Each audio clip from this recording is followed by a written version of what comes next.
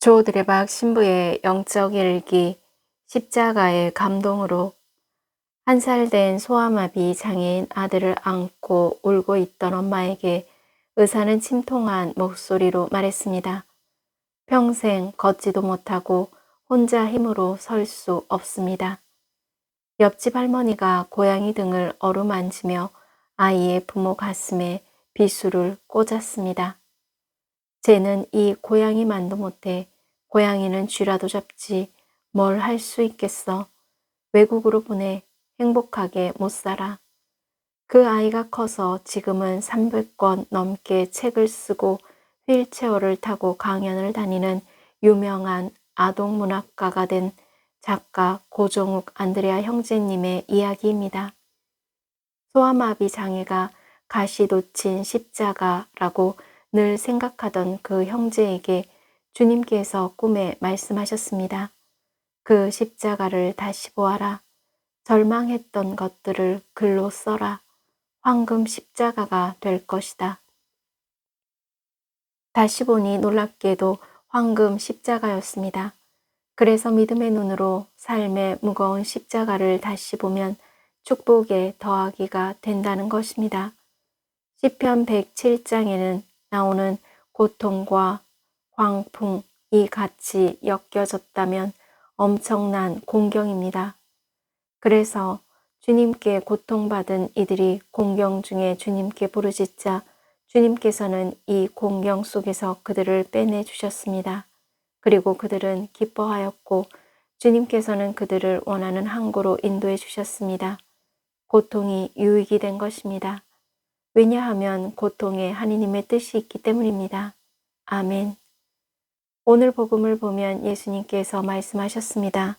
누구든지 내 뒤를 따라오려면 자신을 버리고 날마다 제 십자가를 지고 나를 따라야 한다.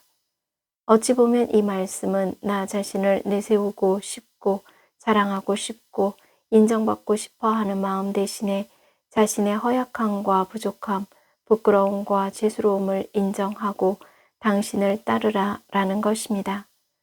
그래서 예수님께서는 십자가의 어리석음 안에서 세상의 모든 것을 이겨낼 수 있는 하느님의 영광을 드러내 보여주신 것입니다.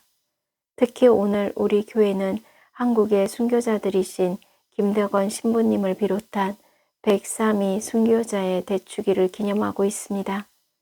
온갖 환난과 괴로움 속에서도 자신의 목숨을 바칠지언정 하느님을 배반하지 않았던 이 땅의 모든 순교자들, 반쯤 떨어진 목을 지켜들고 거기서 흘러나온 피를 두 손으로 받쳐 들고서도 하느님을 찬미할 수 있었던 분들, 아들의 목에 칼이 들이대고 위협하는 포졸들에게 부모로서 쓰린 가슴을 부여잡고 그래도 하느님을 배신할 수 없다고 외쳤던 분들, 산채로 묻으려고 자신들 위로 흙을 퍼붓는 사람들을 위하여 하느님께 용서의 기도를 올리시던 분들, 굶주림과 목마름 속에서도 차라리 바닥에 흙을 한 줌 주어서 먹을지언정 하느님을 배반하지 않았던 분들, 그리고 종교를 배교하기는커녕 같이 잡혀있던 교우들을 서로 격려하던 그분들, 하느님께 대한 열정으로 모든 고문과 역경과 죽음의 위협까지도 물리쳤던 분들이셨습니다. 이렇게 약하면서도 강한 삶의 모습을 보여주셨던 이 순교자들에게도 삶의 걸림돌이 있었습니다. 포졸들이 순교자들을 박해하는 방법의 하나가 마당에 십자가와 묵주를 깔아놓고 순교자들에게 그것들을 짓밟으면 살려준다 라고 말을 합니다.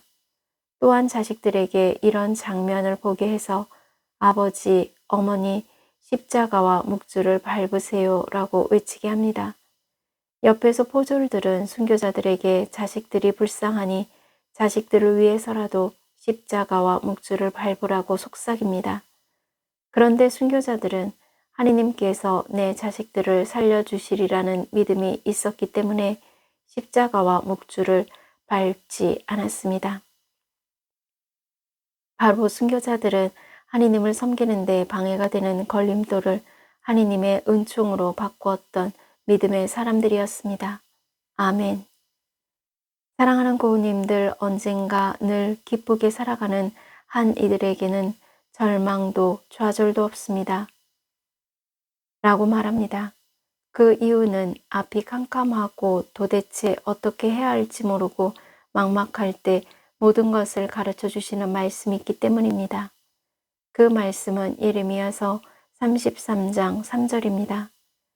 나를 불러라. 그러면 내가 너에게 대답해 주고 내가 몰랐던 큰 일과 숨겨진 일들을 너에게 알려주겠다. 그런데 요즘 하느님을 믿는 이들에게 신앙의 최대 위기가 찾아왔습니다. 그것은 바로 십자가를 바라보아도 감동이 없고 십자가의 사랑과 은혜를 잊어버린 것입니다. 그렇지만 십자가의 감동이 고우님들 안에 살아있으면 어떤 어려움이 힘든 것도 넉넉히 이겨나갈 수 있음을 믿으시기를 바랍니다. 십자가가 고우님들을 꼭 붙들어 주실 것입니다. 아멘. 저두레박 사제도 십자가의 감동과 은혜를 고백하면서 몸과 마음이 아픈 고우님들과 아픈 이들을 돌보는 고우님들 그리고 고우님들의 자녀에게 주님의 치유와 회복의 은총이 임하시기를 기도합니다. 아멘.